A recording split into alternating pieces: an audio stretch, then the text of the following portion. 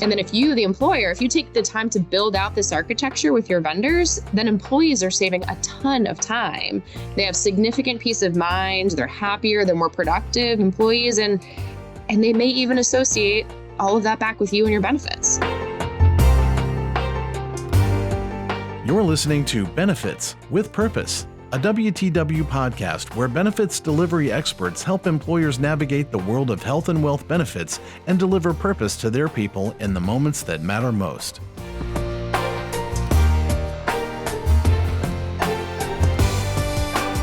Hello, my name is Pratim Shah. I'm a leader in our benefit outsourcing practice, and I have over 28 years of experience in operations and relationship management. Really excited and thrilled to be here today to be your host on our next series of podcasts. This one's entitled Benefits with Purpose, Modernizing the Employee Experience Through Data.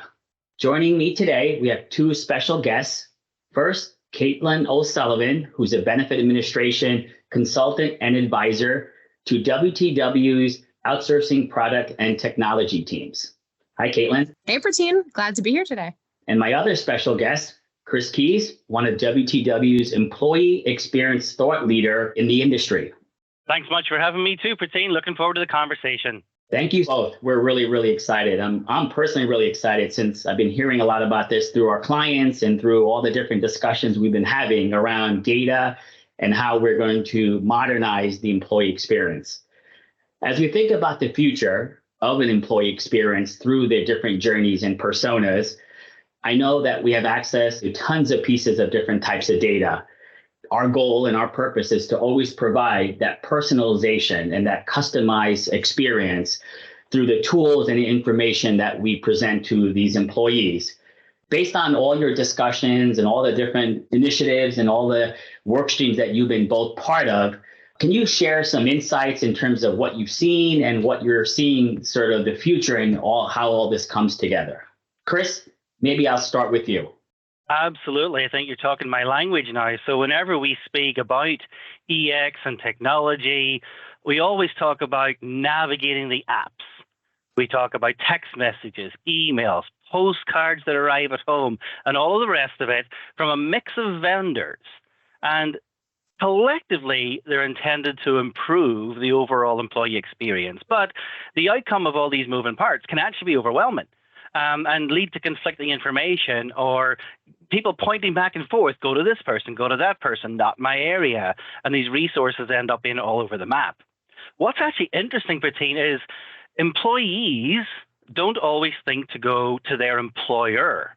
So from an employer perspective, how do you raise the bar on that? How do you get in front of your employees? How do you make sense of all of these great programs and apps and people that you're bringing to the mix? So as you listen to this, your thoughts might immediately turn to maybe medical advocacy or medical navigators. And, absolutely, those services can play a part in helping to coalesce this experience. But really, oftentimes, they only cover a part of the story. Employees, they really can still miss out on valuable, timely information and things that really go unexplored really matter. Deadlines can be missed as all these vendors jockey for attention. That's so right, Chris. I know I've been in this industry for 13 years, just became a new mom myself, and it was a real challenge to navigate this space. Between my experience and then thinking about the challenges our clients have brought to us about day-to-day life experiences of their employees, a lot does get missed. An employee finds out, as an example, that they're pregnant and wants to get ahead of all the paperwork possible, just knowing how chaotic those first few weeks with a little one can be. So you fill out your short-term disability paperwork ahead of time. You can't add your new baby to medical coverage yet, so you wait there.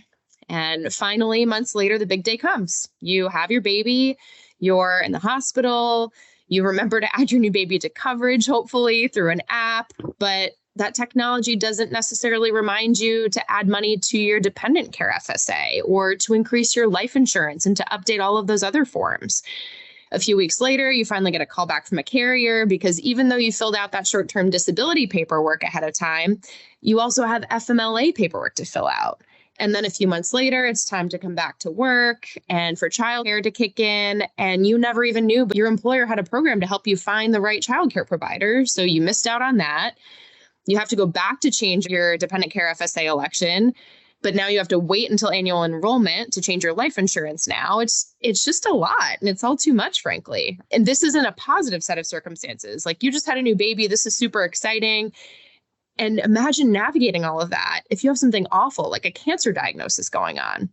And that would make it so much more frustrating, frankly, for having to manage that as an employee. And it's not consolidated, but the medical carrier knows. What if all of this information could be personalized and pulled together through data integration so that the employee doesn't have to take on such a mental load to remember how to navigate these things and putting that checklist together on their own?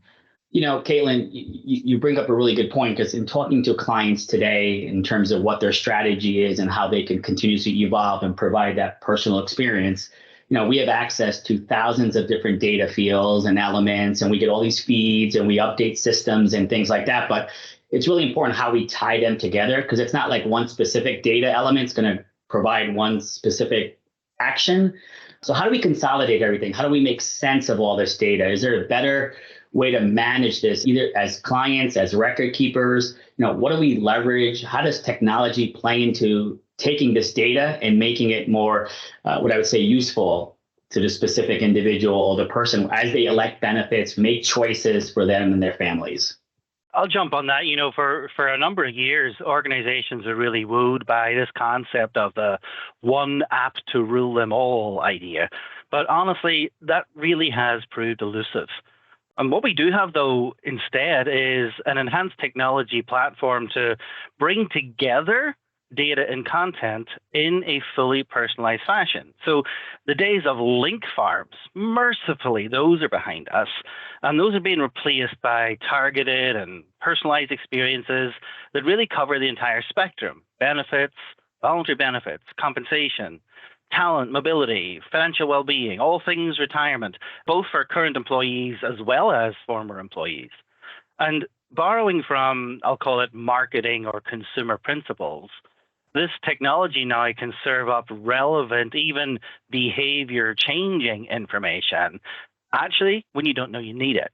That's all in contrast to what I call a search and hope experience that we get from so many digital tools today. Chris, that always makes me chuckle when you say that. But just to jump in really quickly, we actually do this with the national carriers today. We have APIs with real-time data exchange to eligibility, enrollment, and claims data, so that when employees can go to our client's digital front door or their benefits administration homepage, they can actually see real-time account balances, 401k balances, well-being credits, deductible amounts, and more, so that new hires can go to the doctor as soon as they're enrolled in coverage. So those APIs, a fancy word for being able to get data back and forth between carriers and vendors. If anybody's checking boxes on the acronym, it's the Application Programming Interface. And Caitlin, it's really exciting that we're doing it today. And actually, one thought, if we introduce this interconnected set of partners and vendors, then I think along the way, we need to pay attention to, let's call it, overall governance of communication across those vendors. We've done some vendor summit type sessions when we're developing communication and engagement plans. And part of the intent is to make sure employees are not getting bombarded vendor after vendor after vendor. And then from an employer standpoint, we need to introduce or change the way we maybe measure engagement and effectiveness of that actual communication delivery. The both of you obviously, are close to this, and in my conversations with our clients, it's interesting because they're continuously introducing new vendors to us. They want to understand this whole strategy around data exchange, real-time data, sort of a buzzword that I continuously see in all the different conversations I have with our clients. What's the possibilities? What truly can make this work? And where do we see some of the advantages in terms of benefit administration to be able to real-time exchange data, both on the front end from HRIS platforms or even on the coverage side or working with different, wellness and financial vendors? So Pratina, I'll take that one. And all of those great communication vehicles that Chris just talked about, they're only as effective as the data that they leverage. So right now, it's most common that, we're using once a week, twice a week, and if employers are really willing to manage the workload, maybe even a daily file feed to retrieve information to personalize all that content. But those APIs that we talked about and real-time data exchange change that. So what the APIs do is they really enable the power of connectivity by exchanging a large data or, data for an individual person type set in a more quick environment. So this ability to really open the pipes, so to say, for data flow between multiple places, but still in a really secure manner, it allows the technology to send the most relevant nudges to consumers in real time. So with APIs, as soon as a new hire makes their benefit election, they can go to the doctor, the dentist, or even use their HSA to make a purchase. That also means as soon as they pick up their diabetes medication, we can start reminding them to take that medication. Or when they go to the physical therapist, we can remind them to do daily activities between appointments. And those are the things that drive behavior change and ultimately lead to a happier, healthier employee. So the way I see it, the more data we can consolidate, the more personalized and effective the employee experience can be. Yeah, Caitlin, as you're talking from an employee perspective, it sounds like these smart connections are definitely a good thing. And a lot of them are in play already in today's world. But if we change the lens just for a minute, there's actually a huge upside for plan sponsors as well. Look, I remember, our early discussions on single sign-on, for example. It was this far off thing that we could only dream about having. All of the questions from early adopters came in around security, accountability, methodology. Those were all important. Then we hit the inflection point, and SSO is now reaching a commodity status. And we've worked through all of those considerations. So here we now are today, talking about an API infrastructure, an ecosystem. And as employers, we actually have a role to play to make it happen so that we can actually yield those benefits. So widespread SSO happened because we raised our hands and we talked to our providers. We inserted SSO discussions into vendor summits, into contract renewals and reviews. We got familiar with the language. We found the right people. We pressed our vendors and partners. Voila! SSO is safe and secure, and it's widely adopted. And we're trying to apply the same thinking to APIs. Initially, plan sponsors aren't sure what's in it for me, but there is a list. There's a list, Chris. So navigation vendors, they can jump in more quickly, leading to earlier interventions, better outcomes, lower costs. Employers can make more appropriate benefit program changes. They can complete merger and acquisition activity in a couple of days or weeks instead of months. All of that has real business implications. I love the conversation, and I love sort of the endless possibilities of what data can do for the individual, the employee, as they make these really important decisions. If you both had sort of a crystal ball and you're now looking into the future and some of the discussions that both of you have been part of in terms of innovation and what are those sort of capabilities and what we're hearing in the industry, can both of you give us a little bit of a preview into what other things we're seeing on the horizon in terms of data exchanges, in terms of what lies ahead in the future and the possibilities? Looking into the future, well, let me think. I mean, in our house, we haven't yet embraced things like the internet connected fridge, that's magically going to reorder my groceries. But I suppose what if devices like this could actually help me with my overall well-being? Right. I don't actually want my fridge checking my groceries against my healthy behaviors program. But maybe what I'm getting at is, as a consumer, as an employee, I actually shouldn't have to work so hard to understand and engage with the benefits which my employer already offers. Like I said before, I shouldn't have to bounce around between carriers and providers or apps, or create a set of inbox rules to sift out all the stuff that I actually don't need right now this minute. So instead, I see a time when the things I need are either served up to me, or at least they're completely obvious right at the moment when it means the most. Exactly. When I make a decision about, whether it's what benefits to enroll in, what doctor to go to, or I'll take that next step in what snack to eat from the fridge, or when to go to sleep, when and how to work out every day. it sounds a little crazy, but I want technology to have thought of everything for me, like a true personal assistant. Smart speakers and our phones, they do some of that, but oddly enough, they aren't really informed enough to be proactive. So I know our vision is that with a complete API architecture in the benefits space, employers have all the information to do that and to create that interconnected experience for their employees. For the plan sponsors, there's the option for more informed benefit plan design decisions. Maybe it's faster time to market, actually, when things like mergers and acquisitions disrupt our day-to-day, or the ability to plug and play different vendors over time to address specific and changing needs. But we, as those employers, we have a role to play to make this happen.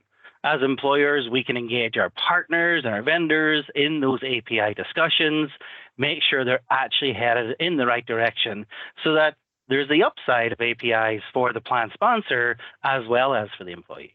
One example of that would be if an employee taps into family forming voluntary benefits, tell them how that coexists and how it works with their medical insurance.